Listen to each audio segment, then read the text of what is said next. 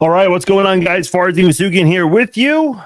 It is time for the Red Friday live chat. It is the final Red Friday live chat of the year.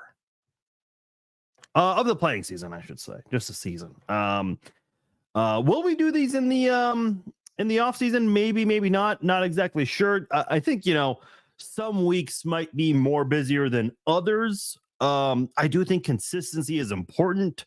So I haven't really decided what I want to do with the Red Friday live chat in the off season. I know for free agency, the draft, all that stuff, that'll be I think draft night we'll have to not really do a Red Friday live chat because it'll be right after or even during the NFL draft or day 2 of it. So we'll figure all of that out as we go. But nonetheless, this is the final Red Friday live chat of the season. So obviously, regardless of the outcome, the season's over. The Chiefs are going to Cancun regardless of the outcome this week. So I see a lot of you guys are coming in to the live chat on Facebook and YouTube. Thank you guys. Please come on in.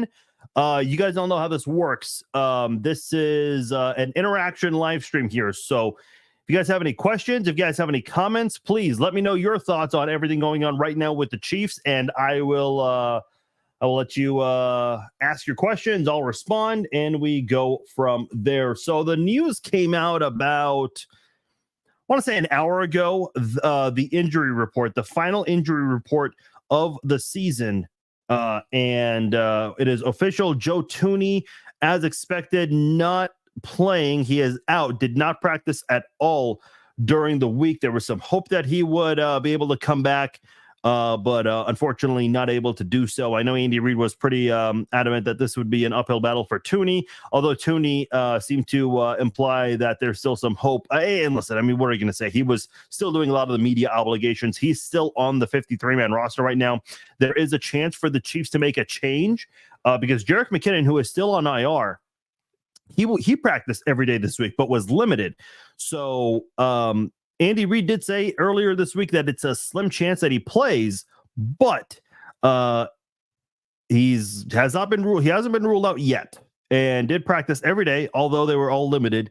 And with Joe Thuney right now on the 53-man roster, there is a chance that McKinnon comes up and takes Thuney's spot for the final game of the regular season. So we'll see how the Chiefs want to handle that moving forward. Once again, I see a lot of you guys, Stephanie, Robert, I think two California people repping in the chat, which is good to see. Appreciate you guys coming in. For those of you just coming in, welcome in. We just did a podcast with Nick Lowery, Chiefs Hall of Famer Nick Lowery. I just uploaded the podcast to Apple, Spotify, everywhere. So give that a few minutes, and that should be available in case you have not, in case you missed it live. You can either go back and watch the YouTube and Facebook versions, the video versions. Those are already up and archived. But if you prefer to listen to the interview through Apple, Spotify, that should be up within the next hour. So give it time. It will be available. For those of you, I see some of you guys in the chat. You guys were all just there listening. So I appreciate all of you guys who were tuning in to listen. Nick is someone who I've been trying to get on for quite some time. By the way, what did I say on New Year's Day?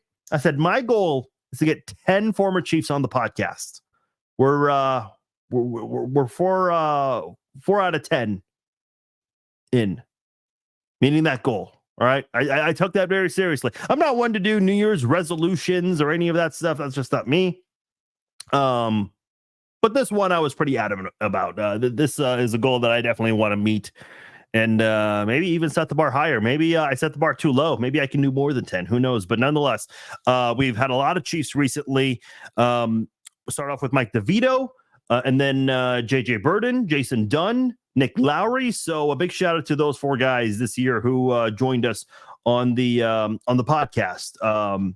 No, I'm not counting Christian Okoye. That was before 2024. So, but Christian was really cool, and his book came out at the time in November, I think. Yeah, mid-November. So that is when I had him on and discuss that with him. So a lot of guests lately. I wanted to do this last year, but I don't know. I just got lazy with it. Just got busy with a lot of things. So at the end of the day, hey, why not? I figured this would be the year. Plus, I was not doing the Chiefs Zone last year.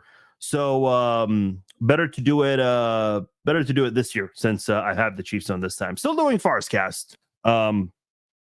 We'll see. It'll be easier to do more of that in the off season, but won't be as active. This podcast will still continue in the off season, so do not worry about that. Okay. I see a lot of you guys coming into the chat. Appreciate it.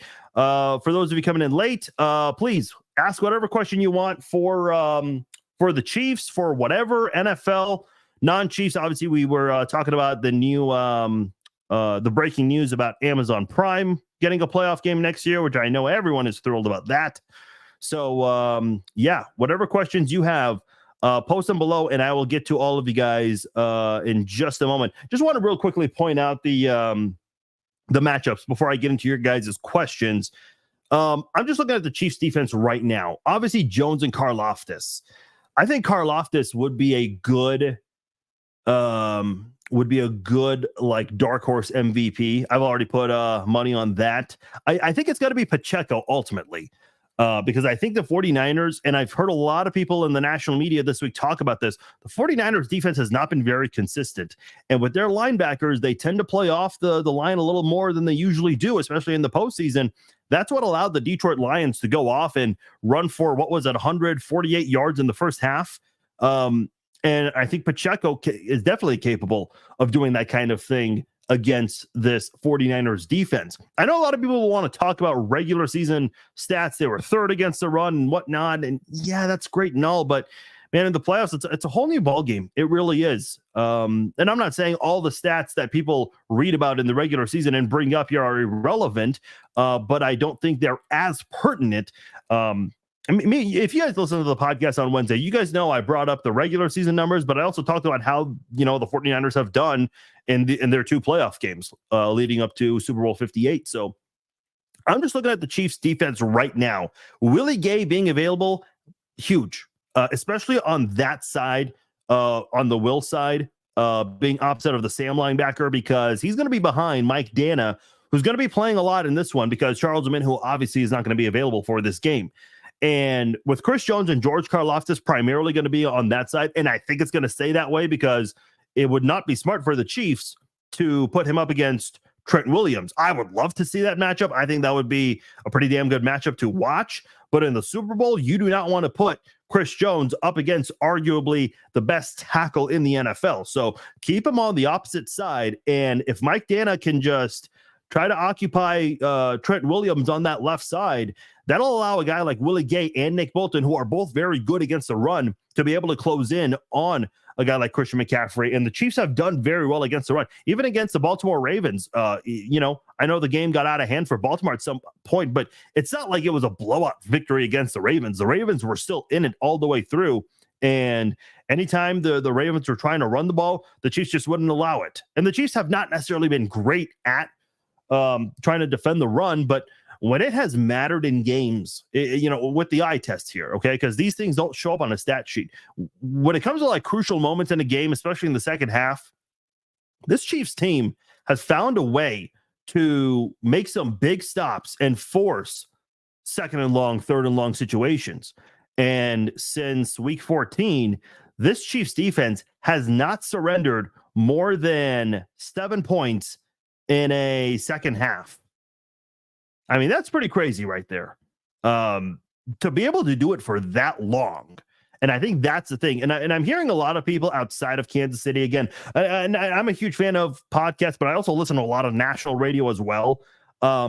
Especially now because the Chiefs get talked about a lot more at the national level. I still remember a time when people were complaining in Kansas City about that kind of thing. But man, they're just talking about the defensive backs and how good they are in coverage. If you go back and watch the Chiefs and Ravens game in the AFC Championship match, there was a point where Lamar Jackson escaped the pocket and was trying to extend the play because he had no one to throw to. Well, he has Zay Flowers, Odell Beckham Jr., Isaiah Likely, Mark Andrews coming back from injury. Those are all great pass catchers. I mean, if that's what Kansas City had to work with this year, I don't think anyone would be complaining. Those are a good set of offensive players. But unfortunately, with Lamar Jackson, he was not able to, and it has nothing to do with Lamar Jackson's inability to throw well on a consistent basis, forget about that. He just had nobody open at one point, and it was like on a third and short type of play right there, where the Chiefs defense had everybody covered and no one was able to go out there and make a play. So this Chiefs defense, to me right now, especially with Chris Jones and Karlaftis on the same side. And by the way, I mentioned Colton McKivitz. This guy's top 10 in the NFL in pressures allowed and sacks allowed. So that's why I keep saying Karlaftis is a dark horse MVP to me. Because, and I know defensive players don't get it often. 99% of the time it goes to quarterbacks. But boy, if there was ever a time to bet on a defensive player to get Super Bowl MVP, Karlaftis, I think, is the guy. Maybe Chris Jones. And I think that would definitely be something to consider. If you're a DraftKings person, FanDuel, whatever it is you do, I put $5 on Pacheco because that's who I think will actually win the MVP. That's my prediction. But I also put $5 on Karlaftis and $5 on Jones because in case the Chiefs just have a monster game defensively, I think those two guys would be the ones that would get the most credit for and perhaps would win Super Bowl MVP for it. Switching to the other side of the football, and I'll get to your questions. For those of you coming in, please ask your questions below. Whatever you want to know, whatever you want to ask, drop them in the comments and I'll get to you all of your guys' questions shortly. Just going over the Chiefs offense against the 49ers defense. I just mentioned the 49ers offense, the deepest offense the Chiefs will have faced this year. And I would say the same thing about the 49ers defense.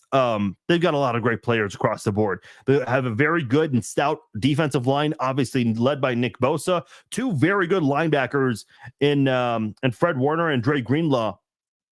But two guys who also really struggled in that NFC title game, at least in the first half against the Detroit Lions. Charvarius Ward, a former Chief, wasn't as dominant, wasn't as good of a linebacker in Kansas City, but ever since he joined the 49ers, he's just played much better. And a lot of people, and listen, do I think he's a loss? I mean, he's playing better, but the Chiefs quarterbacks have been very good the last 2 years, and they've definitely stepped up this year. L'Jarius Sneed obviously having his best year ever.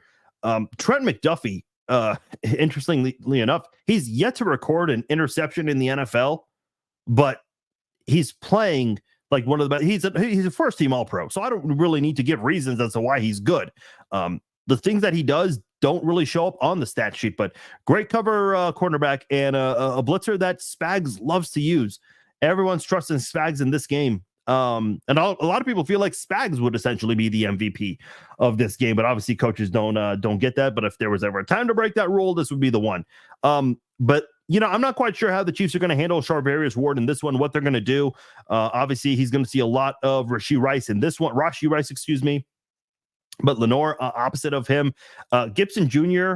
and their other safety, their strong safety, Jair Brown. Those are two guys that, solid safeties, but they have been beat in coverage several times this year. And I think if the Chiefs can get that running game going to start off, and I know a lot of people don't want to think about controlling the clock, but I think you have to do that. Wear out that 49ers defense, because if you can do that, that's going to bode well for the entire team. And then when it comes to the fourth quarter, when the 49ers defense is worn out, that passing game is going to open up. So I'm not saying the Chiefs are not going to pass the ball at all in the first three quarters. They will. But I'm talking about those deep shots down the field, potentially to MVS or Rashee Rice, maybe even Travis Kelce, who loves to go down there and challenge those defensive backs.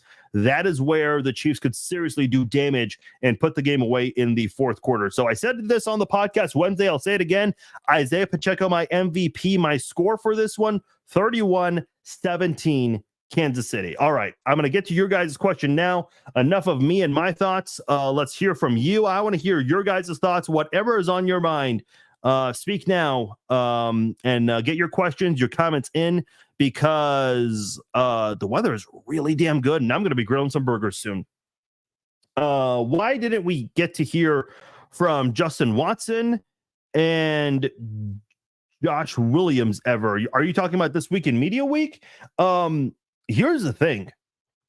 To my understanding, now I'm not there physically, but I know how this works. This is how they did it last year. Every single player and every single assistant coach is available. Now some guys might be available one day and others might not do interviews the following day. Obviously, guys like Mahomes and Kelsey, they've been doing interviews every day except for today. If I'm not mistaken, the Chiefs did not do any interviews today. I believe the 49ers had some interviews that they were doing today. Not 100% sure on that, but I think at the end of the day, Joshua, you got to understand with the Super Bowl, there's so much you can give fans. You can't get to everything. You can't get to everybody. I know. I was just talking to Nick Lowry. I just did a podcast with Nick Lowry, and he brought up Sirius XM NFL Radio, and I remember listening to that. I think it was for Super Bowl 54 when they were doing media night, the big event, and they were interviewing as many Chiefs players as they could. And every single interview was only 2 to 3 minutes long because if you do like a 10, 15, or even a 30-minute interview with a player, you're just not going to get to everyone. You just can't. So again, to your question, why didn't we hear from them? I mean, I don't know. I don't know if they even said anything interesting this week or if a lot of the media talked to them. Sometimes you do see some Chiefs players or any player for Super Bowl Media Week. They just kind of sit around and don't really get asked a lot of questions. There might be backups. Like I'll give you an example. Blaine Gabbert. Okay. He's a backup quarterback. But does that mean he is not an interesting person to talk to in Super Bowl Media Week? No, you got to understand with the Super Bowl Media Week, because it's not just the game and the halftime show and the commercials. This is now one huge spectacle. This is Super Bowl week. You have reporters from all over the world, not just the country, all over the world who show up and want to talk to anyone and everyone, the players, the coaches, all the celebrities who show up at Radio Row. But again, going back to my example of Blaine Gabbert, who do you think would want to talk to Blaine Gabbert? Probably the media in Columbia, Missouri, because that is where Blaine Gabbert played college football, at Mizzou. So you definitely can bet that there are some reporters from Columbia who are there just so they can talk to Blaine Gabbert or any other Mizzou alums. I guarantee you there are some media from Texas. They are there just to talk to Patrick Mahomes and cover him because he's from Texas, went to Texas Tech. I guarantee you there are some people from BYU who are there to interview Andy Reid, and we'll talk to other players and try to get their perspective of Andy Reid, their thoughts on Andy Reid, so they can talk about, hey, here's a BYU alum who's now in another Super Bowl, those kinds of things. And then obviously, some of the non-big names, those guys get coverage too from wherever they're from, wherever they were born, their hometown, where they went to college, because it's a big deal to those people as well to cover this event. So to answer your question again, I don't know if they said anything interesting enough to maybe hear or worth posting about. It's just there are so many people that are there talking to these players and all the celebrities at Radio Row. You just can't share every bit of content. Listen, I've had some content on my phone that I've been saving, but I can't get to all of it because, it's just at the end of the day, you can't get to every single person. By the way, continue dropping your questions because, like I said, I'm probably going to get out of here in about 30 minutes. So we got some time here. Maybe we get finished early. Chiefs fans dripping in Phoenix. Good to hear. Yeah, I believe Lowry lives in the Phoenix area, if I'm not mistaken. Don't quote me on that, but I know he's in Arizona for sure. Yes, thank you, Robert. Definitely took that seriously. Let's see. Who do I think will win MVP? My number one choice is Isaiah Pacheco. Number two would be George Karlaftis, and I think Chris Jones would probably be another favorable candidate. If there's ever a time for a defensive MVP to win it, this would be the game. This would be the game where it happens. And then, Patrick Mahomes. What's up, Carver? I see you. Did you catch the Zay Flowers domestic abuse allegations that recently surfaced? Yes.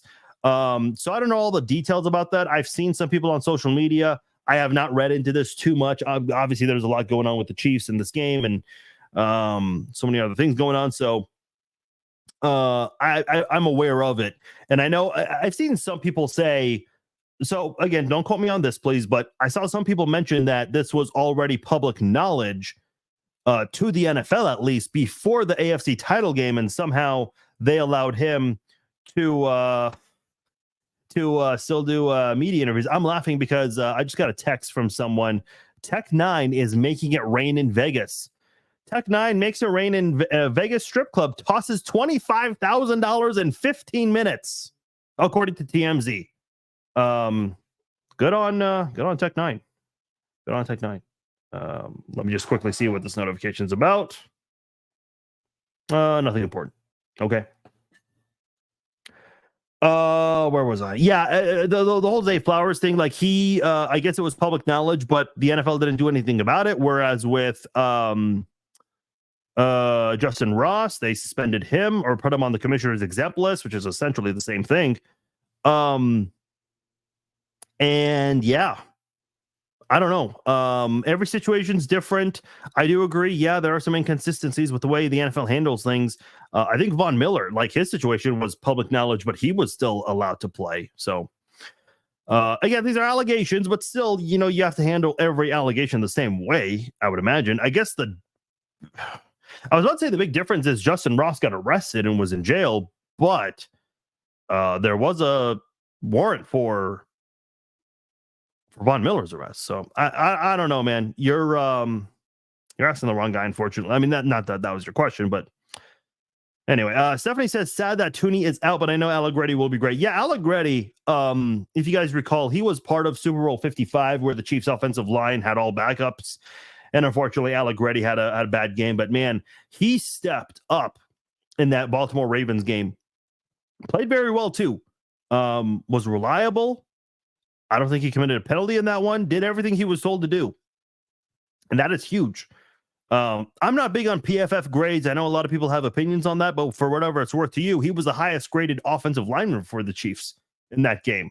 If you told me he would have been the highest graded offensive lineman for the Chiefs in that game, I would have been a little concerned. But everyone played well, I thought. And Allegretti stepped up. Next man up. That's the way this works. Same thing goes with Omenihu being out. So it is good to see that Allegretti had a really good game filling in for Tooney. And then he did the post-game interviews on the field and started to tear up a little bit. Talked about, he had a lot of family encouraging him. A lot of family came out wanting to see him. And, there's obviously a little bit of pressure there. It's kind of like when UFC fighters are fighting in their own hometown, they get a lot of people that ask for tickets and then you fill those ticket requests to your friends and family members, and they're coming out for this big event, and you don't want to let them down because it's your hometown. You got a lot of people watching you, and obviously a lot of people came out to watch Allegretti, so he definitely stepped up, which was great to see. I hope we're not busy. 49ers defense a little banged up. Yeah, I mean, listen, when you get to this, if you're fortunate to play this long into the season, yeah, you're going to have injuries, 100%. There are guys who, like, for instance, you guys all saw on the NFL Honors show, Max Crosby. He obviously had a cast on his left hand. He was obviously able to take care of it sooner because the Raiders offseason started sooner. Poor Raiders. By the way, I saw what he said. I don't know who it was to, but he wants the Chiefs to win the Super Bowl so they can beat the Chiefs and say that they beat the reigning champs. Buddy, you already did that in 2020. Remember when the Raiders came into Arrowhead and upset the Chiefs that year? What did the Raiders do about that? Nothing. The Chiefs they made their Vegas debut and they beat them a few weeks later. Yeah, the Raiders keep beating the Chiefs once every 3 years. I mean, that's nice. Are they hanging banners at Allegiant Stadium? Maybe they can drop it before the Super Bowl just for us to see. So, I don't know. I mean, I know Raiders fans love to brag about that Christmas Day win. Ever since the Chiefs won the AFC Championship game, and it was pretty much known the Chiefs were going to play in Allegiant Stadium, a postseason game before the Raiders could. I don't think I've seen a Raiders fan brag about that. I saw one Raiders fan say, well, at least we host Super Bowls. I mean, yeah, Kansas City's not going to be hosting. They're going to be hoisting. There's a difference there. Is there still any lingering issues with Willie Gay's neck at all? Is he limited? He has not been limited. Let me actually double check on that. That's a really good question, Daniel. I don't think he was limited. He definitely does not have a designation for the game. Oh, he's actually not even on the injury report. Yeah, I forgot about that. Yeah, they removed him last week, actually. Now that I recall that, he is not even on the injury report. So whatever issues he had with the neck seems to be 100% now. From what I recall, it was essentially a game time decision for Willie Gay, and a lot of people thought he was going to play against the Ravens, but when the inactives came out, he was on it, unfortunately. Now, with 2 weeks between that and the Super Bowl, and if you were so close to playing in the Ravens game, well, you should be able to be good to go in the Super Bowl. And obviously that's the case. They removed him from the injury report last week. So yeah, Daniel, he's good to go. Whenever a player does not have a game day designation, if they're on the injury report, that's generally good news, especially for a guy like Rashee Rice, who the injury report says ankles, plural, ankles. It's not good. He was a full participant Wednesday, limited on Thursday, and then was back to being full on Friday, which is huge, 100% big. Hopefully the Chiefs can take advantage of that. Think Allegretti will do it again? Yeah, it's I love seeing the Chiefs, just how they've been able to rise to the occasion with the players that have been filling in. Chris is asking, do you think McKinnon is going to play? Last report was questionable. Yeah, the injury report that came out about an hour and a half ago. Joe Thuney officially out. Prince Tigawanagu, he is out as well, although he did practice every day, was a full participant. They're ruling him out. I do think it's interesting, and to answer your question, Chris, and I'm sure a lot of people want to know this as well, if PTW was a full participant but was out, and if Jerick McKinnon was limited and is listed as questionable, that tells me there's a really good chance Jerick McKinnon is going to get elevated to the 53-man roster at some point tomorrow. Maybe tonight, but usually the Chiefs do these kinds of things on a Saturday. So that is key for sure. I'm laughing because Josh said the Weiner secondary is shaky. Yeah, it is. I mentioned that earlier. I'm just laughing because the 49ers are making all kinds of excuses with the field and with someone pulling the alarm. By the way, the alarm was pulled at 6 a.m., okay? Local time. 8 a.m. is when they do all their media. So they should already be up, eating breakfast, probably having a meeting shortly afterwards at that time. So to be bitching about it, Christian McCaffrey's mom supposedly said it was an inside job. Come on. Like, okay. I mean, listen, we already got enough conspiracy theories. Andy Reid was asked about Kelsey and Swift being brought here because it's rigged and that they want to promote Biden or whatever. That's a whole nother deal we do not need to get into, especially after that press conference last night. Anyway, that's not what we're here to discuss.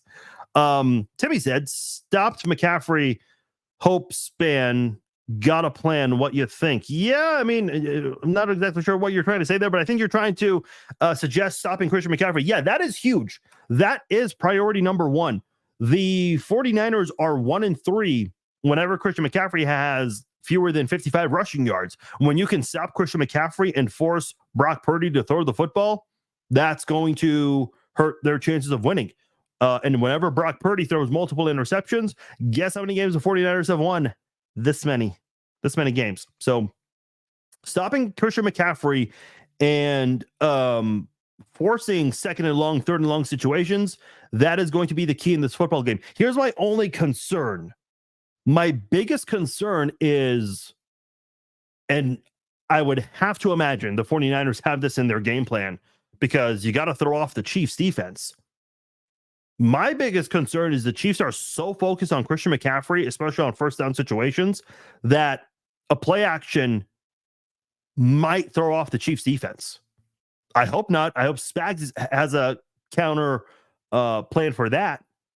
But I can see the 49ers maybe using McCaffrey as bait to try to pull in some of the defenders, and maybe a guy like Deebo Samuel, George Kittle, somebody will be about, maybe even McCaffrey, just kind of hang out in the pocket for a bit. Then you go out in the flat, and that's where you can maybe do some damage in those short pass situations, because people keep calling Brock Purdy a game manager and comparing him a lot to Alex Smith doing the whole dink and dunk deal. So that is certainly an option for the 49ers. But I do trust Spags a lot. I really, really do. I'm listening to ESPN Radio, Mad Dog Sports Radio, CBS Sports, all these national radio stations. Everyone is just so high on Spags and this entire defense. So it's that just feels pretty good coming into this game. A lot of people are high on the Chiefs in this game, and some people are kind of concerned about that, wondering, okay, maybe is it too good to be true? Not me, man. I don't feel this way. I know I'll start getting jitters at 5:30 when the game kicks off, but I feel really good about this game. That's why I'm calling a 2-score game in this one. Chase is awful. That right side of the defensive line is weak. Run pop to Chase. Yeah, Pacheco, you got to run. Here's the thing. I've done a lot of these live streams over the years with you guys, and in a lot of the post-game live streams, whenever the Chiefs fall, I get a lot of the complaints. Why is Andy Reid not running the football? Why are we not running? And I always keep saying it's, even though he's had a lot of great running backs over the years, Westbrook, McCoy, Jamal Charles, Kareem Hunt, and now Pacheco. It's never been his MO. He's always been a pass first, pass heavy guy. Doesn't mean you never run the football. You still do that, of course. But he's always been trying to utilize the passing game more. But we have seen the Chiefs run a lot more lately. Think about the last 5 games, and I'm including the game where the Chiefs had their backups against the Chargers. When have you seen the Chiefs run so much in a 5-game stretch under Andy Reid's time here in Kansas City? This is his 11th season with the Chiefs, and I truly cannot recall a time when Andy Reid has ran the ball so much in a 5-game stretch. That is pretty important to keep in mind here. And by the way, that week 18, I mentioned the Chargers game, that game right there where the Chiefs rested the starters, I think is paying off dividends right now. It really is, because you knew you were a wild card team. You did not have a postseason bye, but this de facto self-imposed bye that you gave yourself for week 18, I think was a huge difference maker. Because if you did put Kelce out there and put everyone else out there just to get, the record for Kelce, and I know Chris Jones was playing for money, so he was the only one who actually played the whole game. But I do think that's paying off right now a lot. And the Chiefs are obviously coming off a bye. So are the 49ers, but we know Andy Reid has a better history coming off a bye. Chris says wearing out the defense was New England's plan against Atlanta. Their 5-yard passes had the Falcons defense gas in the fourth quarter. I do agree with you to an extent, Chris. Here's the thing you got to keep in mind, because I remember there was a really long drive where Brady threw a pick 6. And then obviously, after a pick 6, the defense comes back out there, as does the New England offense. I think it was the Washington Post that said this, that the Falcons were on the Falcons defense was on the field for almost 70% of the plays. That's not a good thing at all. Yeah, sure. I mean, the pick 6 and all that stuff, that's great, but it also means your defense is going to be back on the field again. And oddly enough, that pick 6 kind of, like, if you intercepted the pass and you didn't go all the way, and the Falcons offense came back to kind of take over, and they went on like a 5 or 6, 7 minute drive, that probably would have been more beneficial. Because again, it's a little weird, because when an offense has a long drive all the way in the red zone and they throw a pick 6, that's nice. That's a clutch play right there. But the bad news is the defense has to come right back out again after being on the field for a very long drive. And that is what the Patriots did in that game, that Super Bowl that you're referring to, Chris, to try to beat the Falcons. By the way, who was the offensive coordinator? Mike Shanahan, or Kyle Shanahan, excuse me. Yeah. Oh, I love me some Arrowhead burgers. KC BBQ, yeah. I'll be getting some barbecue for the game on Sunday. Christopher's asking, if we win the Super Bowl, can we hang a banner in Allegiant Stadium? That'd be nice. No, that is going to be coming to Kansas City. Seriously though, like, I'm seeing Raiders fans like cope with this so hard. Oh, well, we're making money from it. Yeah, like the team, the stadium, the city's making money. And listen, I love Vegas, so I don't care. This doesn't bother me. But this isn't money going into the salary cap for the Raiders. This is not going to benefit the team on the field. Okay. Like the Royals had the All-Star game. That didn't mean the Royals were benefiting this drastically with the play on the field back in 2012 or whenever it was. So just because you're hosting the Super Bowl doesn't translate to success for the team. That's not how it works. Again, I know Raiders fans are having a very difficult time accepting the fact that the Chiefs are playing a playoff game in Allegiant Stadium before they do. Seriously, I mean, if this was Arrowhead, like if the Chiefs had not, if the Chiefs built a brand new stadium, okay, because I know that's been talked about for a few weeks, but if the Chiefs built a brand new stadium and they were not in the playoffs for the duration of that new stadium and the Raiders played a Super Bowl there first, yeah, I would be sick to my stomach. I'd be like, how do we allow this? I still remember the Raiders winning at Arrowhead like 5-6 years in a row. That sucked. The Chiefs going into Allegiant and playing a Super Bowl before the Raiders could play a game in their own home field for a playoff match. That is, I mean, that has to make them sick to their stomach. Their skin is boiling from that. I mean, the haters are already just boiling in general because they thought the Chiefs were going to be done a long time ago. But no, they're still here and they're playing. They're still playing. And they've got a chance to win the Super Bowl. Minsky's is good, Scott. Minsky's is really, really good. If we stop McCaffrey and knock Purdy over several times, Teresa, that is the game plan right there. If that is not listen, I'm obviously not in the team meetings, but I think anyone that watches football and has half of a brain can tell you that's what you have to do. 1000%, Teresa, you're right. Stopping Christian McCaffrey's first. And the part about knocking Brock Purdy over, you know for a fact Spags is sending the house on this one. And by the way, how many sacks did the Chiefs get on Lamar Jackson? Wasn't it 4 sacks? And that's a very mobile quarterback. That's a guy who doesn't get sacked often. Yeah, 4 sacks on Lamar Jackson. So if you can do that, and the Chiefs, by the way, I mentioned before the Ravens game that the Chiefs were not very good at getting sacks in this postseason. They had 2 on Tua, they had 0 on Josh Allen, but they stepped up, and against a very fast QB in Lamar Jackson, they had 4. So if you can do that to Lamar Jackson, you can definitely get to Brock Purdy a few times.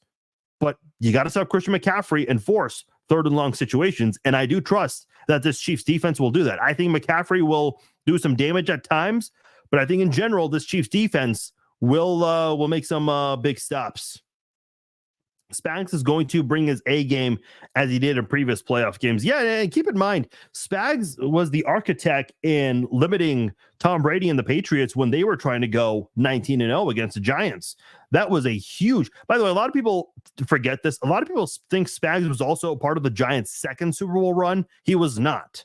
I think he was already the head coach. He was either the head coach of the Rams or just got fired by the Rams at that time. So to me, this is the things that Spags has done. This is a guy who, if he can pull off one more big game, doing so this Sunday, he's going to go down as one of the best assistant coaches in NFL history, in my mind. Winning a Super Bowl, really one that nobody expected the Giants to win. And Spags and that defense was the reason why. They held the Patriots to 14 points. And then coming to another team, winning 2, potentially 3 Super Bowls. Yeah. You gotta give a lot of love to Spags there. Yeah, this is a really good point, Teresa. I agree. And the Chiefs have been beat up a lot in the time of possession category, but they were a lot better about that last week. Second half, offense should have played better, and it should have been a game that you just pulled away with, but still won the game at the end of the day. I just don't think what the Chiefs did in the second half last week, can't afford that this Sunday. You can't. You do that, you might lose. Because if you guys told me before the game, the AFC Championship game, that the Chiefs were going to score only 17, I would have been very concerned. I would have said the Chiefs. I would have bet money that the Chiefs would have lost if you told me that it was only going to be 17 points. If you told me the Ravens we're only going to score 10, I would have predicted a blowout. I would have said there's no way this is even going to be a one-possession game. So very weird AFC title game. And again, this was on the road against the best defense in terms of points per game allowed. So you got to understand I mean, these are not easy games to win, but you certainly want the Chiefs to be better about their second half offense because they've had that in a few games this year. And I trust that it will be better this week. What is the Chiefs' Achilles heel in this game? You're asking? Yeah, Joshua says run defense. I would say, yeah. I would say the right side of the Chiefs offensive or defensive line, and then the offensive tackles and their second half play calling. Those things definitely need to be better. By the way, here's what I'm predicting. I think there's a possibility we get one of these three things. One, snow globe huddle. Two, a touchdown pass to Patrick Mahomes. Or three, Patrick Mahomes behind the back pass. I'm predicting Isaiah Pacheco throws a touchdown pass to Patrick Mahomes in this game. I do. I think it's going to be either Pacheco or Kelsey, but I'm going to go with Pacheco. I think it happens. They've been actually trying to do it for quite some time. Yeah. I mean, a lot of people like to say no, but hey, they're undefeated there. So it's money for the city, not the team. Yeah. I mean, listen, again, the team does benefit from it, though. Like, Allegiant Stadium can make improvements. Now, are they going to focus on that now? No, because they're a brand new stadium. They just opened like 4 years ago. So they're not going to do anything they're not going to make any massive upgrades. But yeah, I mean, it's not benefiting, as you said, it's not benefiting the team. Like, Raiders fans don't need to. Raiders fans don't get it. They just don't. Raiders ought to feel lousy. They could not get to the playoffs, and we are playing in their yard. Yeah, before they could in a playoff game. That will never be removed. And if the Chiefs win a Super Bowl this Sunday, which I trust they will, you are never going to take that away. Like, the Raiders are going to be sick to their stomach. They already hate the fact that it's the 49ers and the Chiefs, but they're picking the lesser of two evils. And for them, it's the 49ers. And listen, in general, it is the 49ers. I'm glad the Chiefs are the villains in this one. I think all of you feel the same way. Chris Jones will be all over Purdy. Yeah, I think that interior. Chase Daniel said something interesting. I already mentioned Colton McGivitz and how much he struggled, but Chase Daniel said that the center, right guard, and right tackle together are 30th in pressure rate allowed. And I've had a lot of 49ers fans come at me like, oh, you're suggesting they quit. I mean, no, I'm not suggesting that at all. But what I am saying is, you know, you got to understand that's a legitimate stat right there. And Brock Purdy has not been very good at times. Yeah, he has 11 touchdowns under pressure. That's nice. You know what else he has? 7 interceptions under pressure. That is the 4th most in the NFL. So, and by the way, let me say this. Those numbers under pressure, the touchdown number is nice. He hasn't faced a defense like the Chiefs defense. There were Kirk Cousins, and there was another Vikings player. They were on Florio show, Pro Football Talk on NBC Sports. And they were asked about these two teams. And I can't remember which Vikings player said it, but they said that they face both defenses and that the Chiefs defense is completely different. That they challenge offenses in a way that no other offense gets challenged. So Brock Purdy, yeah, he's done some good things under pressure. Who has he done it against? Not the Chiefs defense. This is a different Chiefs defense, man. I'm just telling you now. Yes, Omenihu is out, and that is very unfortunate because he definitely would. He made a difference last week. Although the Chiefs did not cash in on that fumble recovery, but in general, you still have a lot of guys on this defense that will do everything in their power, and they're able to shut down Brock Purdy. Listen, I took the under on Brock Purdy's passing yards. So good luck. I think our defense can slow down the 49ers. If we can slow down the Ravens, then Spags should have the formula and defense and will be ready. Yeah, I agree with you, Christopher. I think that for sure can happen. Steven says, does the defensive momentum the Chiefs have carry over into the Super Bowl? 100%. Yeah, absolutely. With everything they've done this year, they've really been the reason why the Chiefs have made it so far. So I think ultimately this is a defense. Understand something about this defense, okay? They played the Bengals, and I know what a lot of people are going to say. Oh, well, the Bengals had a backup quarterback. Well, the backup quarterback certainly didn't bother them when they won 3 in a row, and they were averaging 31 points per game in that 3-game winning streak. Having a backup quarterback didn't seem to matter when they were up 17-7 on the Chiefs, because that Bengals offense, to me, is one of the deepest in the NFL, with Jamar Chase, T. Higgins, Tyler Boyd. If all 3 of them hypothetically were cut today, I think they would be starting wide receivers on a lot of NFL teams right now. All of them, all 3 of those guys. Obviously not on a team like the Dolphins, but a lot of other teams, yeah, you would be starting them, including the Chiefs, because Rashee Rice is really the only viable starter receiver you have that should be starting for you on a consistent basis. I think it's going to be medium. I don't think it's going to be high scoring. I think the Chiefs can hold the 49ers to fewer than 20 points, and I think the Chiefs can surpass, 27, 30 points in this football game.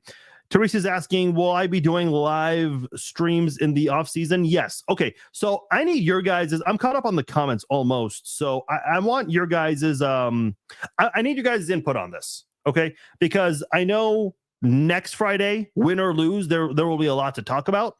Next Wednesday, I'll still be doing a podcast because that will be the day of the parade if the Chiefs win.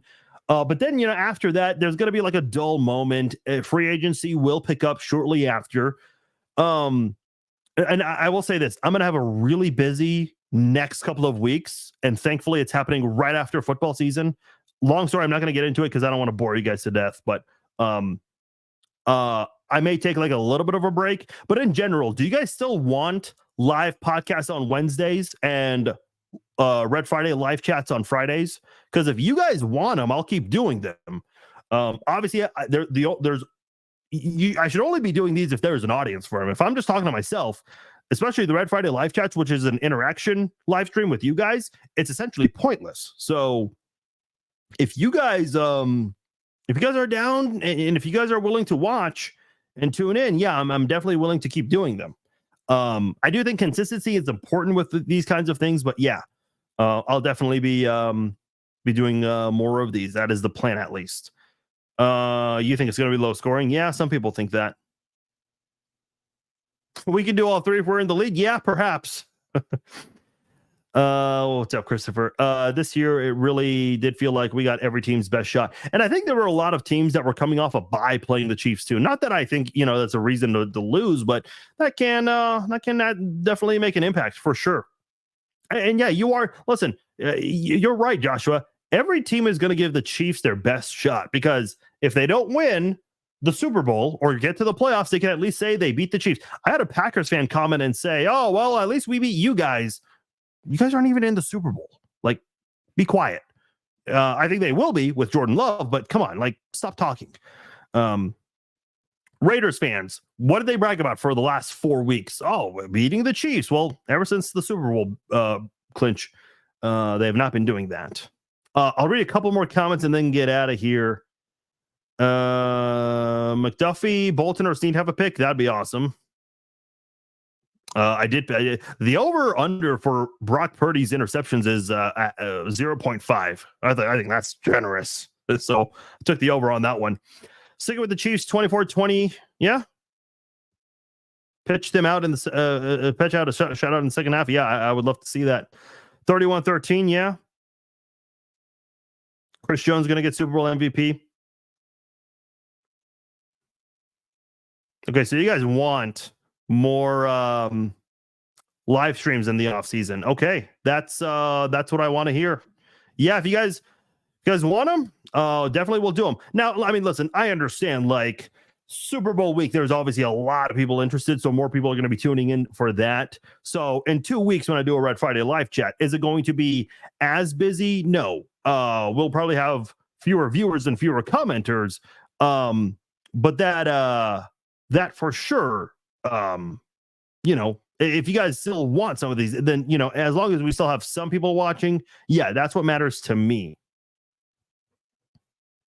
Yeah, and Rochelle, I'll say this too.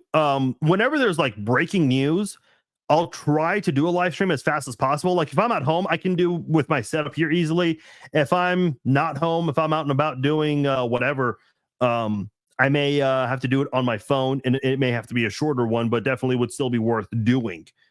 I normally listen to the podcast version. I request you keep a once a week schedule. Yeah, the podcast I'll still be doing. I may take a little bit of a break in the end of February because, like I said, I've got a lot going on this month. And again, I'll just keep it private. Not anything bad, just to be clear. It's going to be very, very busy. So, but no, the podcast I intend to keep doing on Wednesdays. The only times like I'll be traveling and whatnot. And so, we'll have some weeks where there won't be a podcast or a live stream. But yeah, in general, we're going to stay very consistent with all of that, Heath, 100%. By the way, real quickly, before I get out of here, I want everyone's score and MVP before I get out of here. Everyone comment with that right now, because that'll be the last thing I check out. Appreciate it, Vicky. Thank you. Rochelle says 32-24. That's it. How many teams in NFL history have scored 32 points? I don't think I've ever heard that number ever in a prediction. Yeah, for sure. We'll be doing some of that. Yeah, hell yeah, Brett. Let's do it. Oh, nail surgery. Yeah, you got me on that one. 27-17. I'm hearing that a lot. That is a very popular score prediction. 28-13, Patrick Mahomes, the MVP. 27-23, Pacheco. Love it. Love it. 27-20 Mahomes, 30-27 Pacheco. Patrick Mahomes MVP. 31-21 Chris Jones. Another Chris Jones MVP prediction. Bolton for the MVP prediction. Okay, Christopher, I see you. 24-14. Man, if you hold the 49ers to 14 points, oh man, that would be awesome. Pacheco the MVP. Okay. Man, I'm seeing a lot of Pacheco MVP picks. I love it. That's who I went. You're going 2017 George Karlaftis. Boy, George Karlaftis wins the MVP. I'm telling you, there is a little bit of a good luck charm that'll come with that. And I'll explain it only if the Chiefs win and if Furious Georgia gets the MVP. A few more here. 31-13 from Christopher. MVS MVP. Okay. 31-17 MVP. 2 p.m. Yeah. Lewis says Kelsey. Pacheco. I love it. Either Pacheco or Mahomes. If it's a defender, Tranquil or Sneed. Man, if L'Jarius Sneed wins MVP, I would be so glad. Like, if all my bets were all lost, but L'Jarius Sneed won MVP, man, I would fucking take it. That would be awesome. I just don't think that'll happen, though. But we'll see. San Fran's interior sucks. Number 95 going to tear it up, boy. Look, I know there's all this talk about Chris Jones, this possibly being his final game. And listen, it's a business. You can't pay everyone. Chris Jones is going to be asking for a lot of money, especially if he wins Super Bowl MVP. But you know what? If this is Chris Jones' last game and you win and he wins Super Bowl MVP, this will be his third Super Bowl win. He should have won Super Bowl MVP the first game. Because even though he didn't have a sack in that one, the amount of times he was chasing Jimmy Garoppolo, batting passes. If you guys have a chance, go watch highlights of the 49ers Chiefs other Super Bowl 54 game. Because in that fourth quarter, Chris Jones was doing a lot to keep the Chiefs in the game. And they don't come up on the stat sheet. The Chiefs do not win that Super Bowl without him.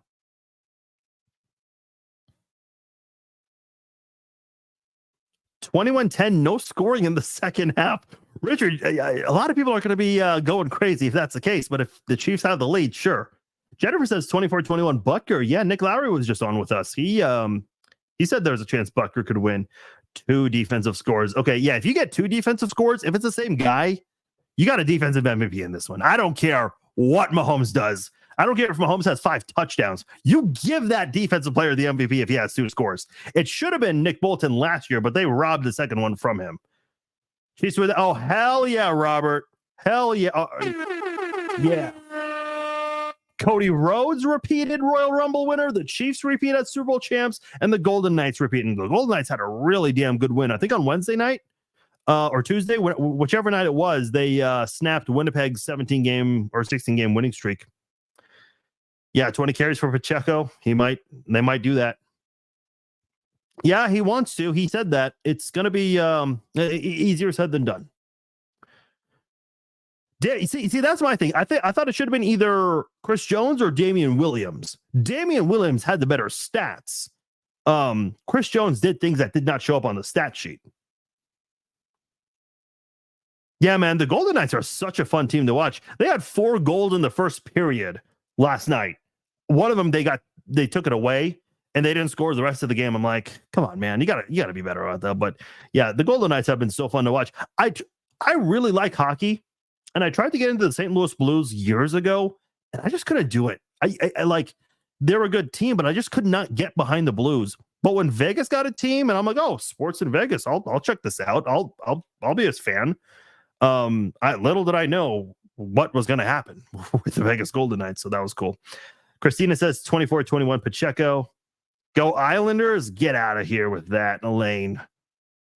That's okay. We all have our guilty pleasures. Mine used to be KU football, but they're better about it now than they were before. 30-14, Caleb says.